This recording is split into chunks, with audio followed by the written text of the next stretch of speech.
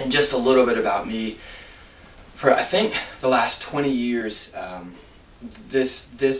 bulk of what I'm going to talk about today, and if maybe it's not exactly what I'm saying, but my life has really been devoted to health, to wellness, to personal growth, and to all these different things. When I was a little boy, I was drawn to those kind of books. I was drawn to places like this. I was drawn to spend time in nature. I was drawn to study the different sacred texts of the different world's religions. I was just drawn to these things. And I don't know why. Well, I didn't know why then, but I certainly know why now. And a lot of that was born out of great pain.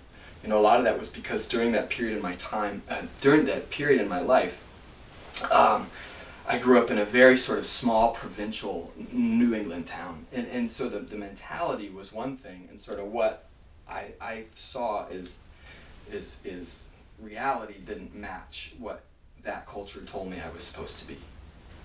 So I grew up in this very small town, and it was fast. My dad was a college professor. He was a neuroscientist and had written several books on the brain, and so as a little boy, he would come home and plop these human brain specimens down on the kitchen table. and actually made that sound too, and he would, in a very loving way, he would really want me to understand the brain.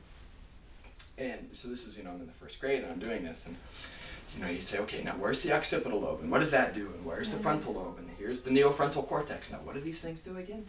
And so when you've got that, and then you're sort of this quasi little mini spiritual seeker, and you're into health and sending light to people and playing with essential oils, doing all this wacky stuff, and then you're in a small town, it doesn't always match up. So I struggled a lot. I struggled a lot to feel like I fit in, to feel like that I wasn't some crazy person.